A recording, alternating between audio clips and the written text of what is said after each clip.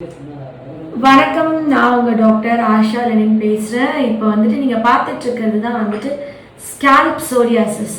நிறைய பேருக்கு காதுக்கு பின்னாடி இந்த ஹேர் லைனில் அந்த முடியோட அந்த எட்ஜஸில் பார்டரில் வர்றது தான் ஸ்கேல்ப் சோரியாசிஸ். இப்போ இன்னைக்கு இவங்களோட தலையில் நீங்கள் வந்துட்டு ஸ்கேல்ப் சோரியாசிஸ் இதுதான் தலையில் ஃபுல்லாக நீங்கள் இந்த பொடுகு மாதிரி பார்க்குறீங்க இல்லையா? இந்த மாதிரி இவங்களுக்கு வந்து கிட்டத்தட்ட 6 மாசமாக இருக்குது. ஆக்சுவலி வந்துட்டு இவங்களுக்கு உடம்பு ஃபுல்லாமே இருக்கு, தலையிலேருந்து கால் வரைக்கும் இருக்கு. ஒரு 6 மாசமா தலையில பொடுகு ஃபர்ஸ்ட் பொடுகு நினைச்சு ஏமாந்துட்டீங்களோ, அப்போ வந்துட்டு நீங்க அதை ஃபுல்லா பொடுகுக்குள்ள ட்ரீட்மெண்ட்டே எடுத்துட்டு இருந்தீங்க. அதுக்கப்புறம் இது உடம்பு ஃபுல்லா ஸ்ப்ரெட் ஆகும் போது உங்களுக்கு சோரியாசிஸ்ன்னு தெரிஞ்சது. காதுக்கு பின்னாடி இருக்கா?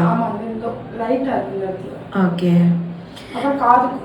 காதுக்குள்ளார காதுக்கு பின்னாடி இந்த ஹேர் எண்ட்ல ஹோமியோபதியில் சோரியாசிஸ்க்கு ரொம்ப அருமையான நல்ல நல்ல மருந்துகள் இருக்கு. ஒரு 5 வருஷத்துக்கு முன்னாடி என்கிட்ட சோரியாசிஸ்ன்னு சொன்னால் நான் ரொம்ப பயந்துருக்கேன் கூட, ஒரு 10 வருஷத்துக்கு முன்னாடி. ஏன்னா சம்டைம்ஸ் அது கூடி குறையும். ஏன்னா ஆயின்மெண்ட் ஃபுல்லாக போட்டு அதை ஃபுல்லாக உள்ளே தள்ளியிருந்தாங்கன்னா மருந்து கொடுக்கும்போது எல்லாம் வெளியே வந்துட்டு அப்புறம் தான் குணமாகும்.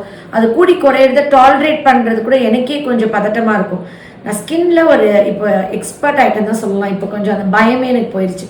ஏன்னா 2007-8 வந்துட்டு அது வெளியே வந்து தான் போகும்னு சொல்லுவேன் பேஷண்ட் கிட்ட.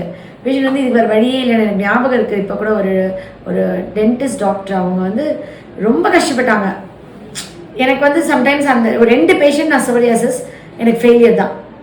ஒரு 2 பேர், ஒருத்தவங்க அவங்க அண்ணா டாக்டர், அவங்க சிஸ்டர் திருச்சியிலேருந்து ஏதோ வந்தாங்க. இன்னொருத்தவங்க வந்து அதே மாதிரி இங்கே கோயம்புத்தூர்.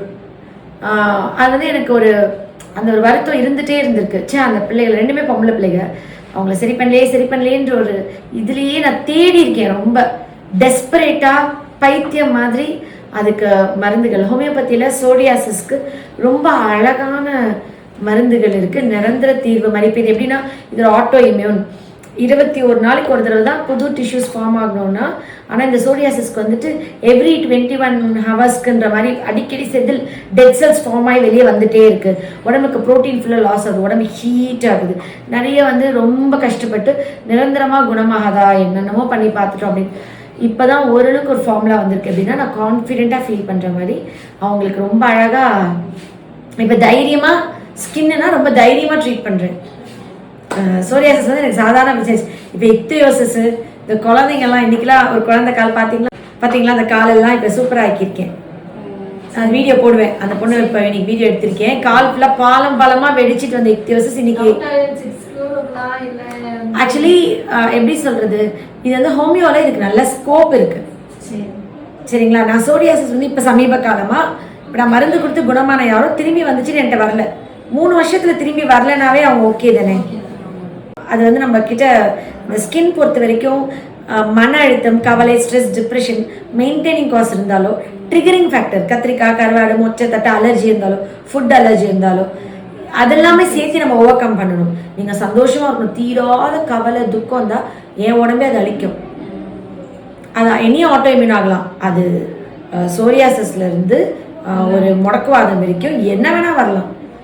அட்மோஸ்ட் வந்து என்னன்னா சந்தோஷமா இருக்கணும், பயப்படக்கூடாது. டெய்லி பார்த்து கூடுதே வெளியே தெரியுது பதட்டமாகாம இருந்தாலே சரி பண்ணி விட்டுருவேன். Okay, love you all. நன்றி.